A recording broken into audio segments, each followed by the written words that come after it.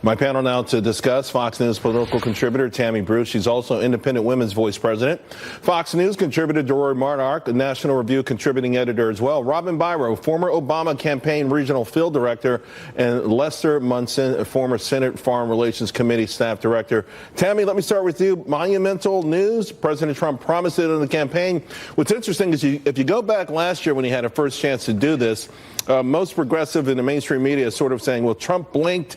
He wasn't ever really serious, but he was serious, and he did give Iran time to make changes, sure. and they didn't come yes. through. And in the speech today, he laid it out. He laid out what they were looking at, the time. He's learned, if you recall, remember the layout of the travel ban. It was very quick. There were no details. He now knows. He's giving everyone the details. This is important. It's not just wasn't a promise. It was really about taking action on something for America, but also for the world. We know, especially, of course, it attached to his North Korean announcement. He made some reference to that also in the speech at the end, that North Korea has been dealing and working with Iran when it comes to the development of nuclear weapons and ballistic missiles. We know that missile tests that they've been doing have been violating repeatedly existing UN rules and sanctions. So we know that they have not been following this.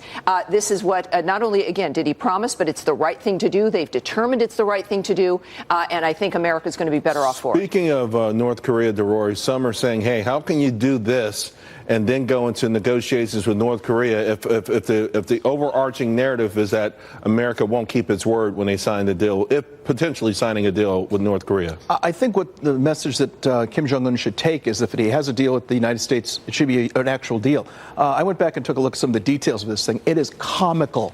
This is a direct quote from Julie Fairfield, who was at the State Department at the time, back in 2015. She said the Iran deal, quote, is not a treaty or an executive agreement and is not a signed document. The Iranians never signed this thing. In terms of verification, all military bases are off limits. If we say, hey, we think there's something funny going on there, they have between 24 and 78 days to say, hey, you got to keep out of here. And we have got 24 to 78 days to move everything out. This is a comedy routine. It's a fraud. It's a fraud and a farce. And I'm so happy to see that this reprehensible piece of Obama's legacy is gone. It never should have been there in the first place. Robin, you worked for President Trump. He put out a two-page, quickly, just sort of a scathing rebuke of this, despite the fact that he actually took unilateral measures on his own to push this through in the first place. What are your thoughts? My thoughts, Donald Trump promised to put the best people in the position and that he would listen. For President Obama, yeah. Yeah. President Obama, but President Trump said that he would put the best people in the position and that he would listen to them, but he has not. If you look, Pompeo came out against this. He said that they were in full compliance. The chair of the House Armed Services Committee came out against this.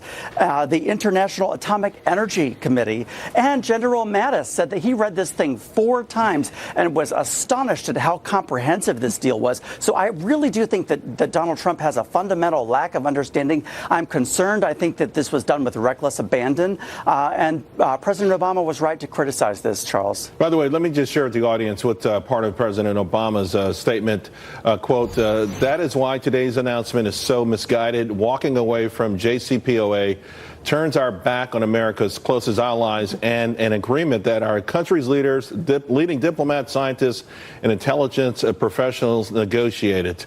Another part of the statement reads, because of these facts, I believe that the decision to put the JCPOA at risk without any Iranian violation of the deal is a serious mistake. Correct. Without the JCPOA, the United States could eventually be left with a losing choice between a nuclear-armed Iran or another war in the Middle East. Lester, those are some serious scare tactics right there.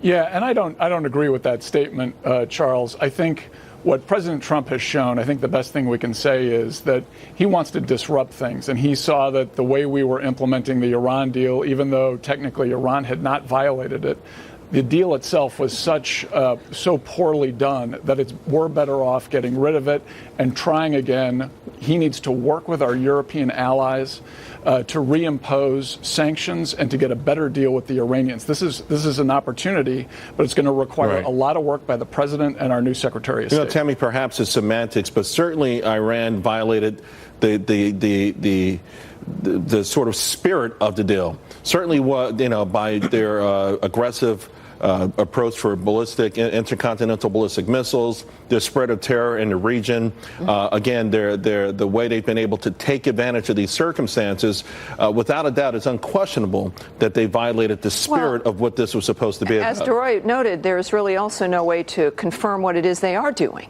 What we do know is where there is a regime where we can confirm through the UN, they violate things all the time, and it's constant violation. We know of their relationship confirmed with North Korea, and this is, I think it's fascinating that we're now building with North Korea and hopefully separating out their ability to use Iran in some ways for the miniaturization of the weaponry.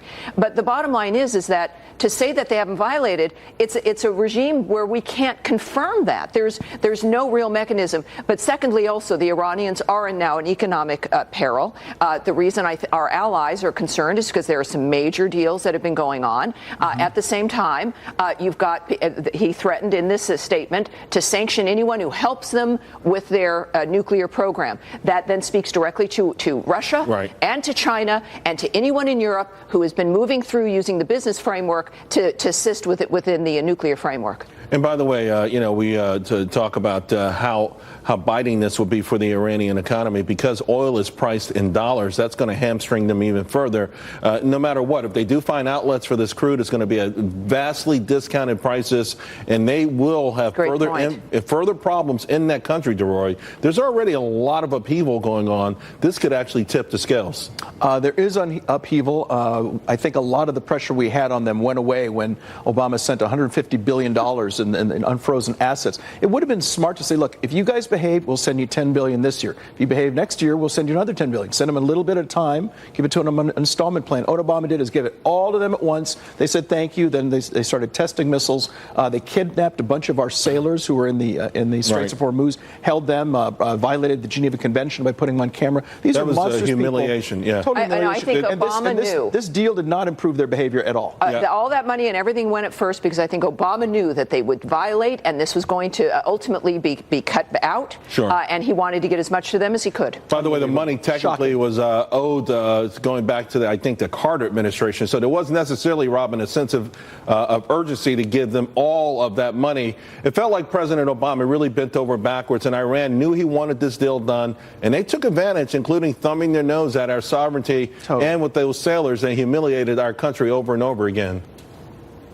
You know, it was a problem. This was an imperfect deal, but it took years to negotiate this deal. I want to break this down for the layman at home. As a veteran, the concern here, this is the greatest gamble of Donald Trump's presidency, and what he's counting on is disrupting their economy to the extent that their government fails, and that basically the problem here is that he's betting that what could happen here is that the people of Iran could then turn on our country. They already have the uranium. I'm a veteran. They have the uranium to produce more weapons. We don't have a deal in place that, by the way, they were already adhering to, according to Donald Trump's own people in command. Well, we've got to wrap it up, but I will say it felt like whatever threat existed yesterday.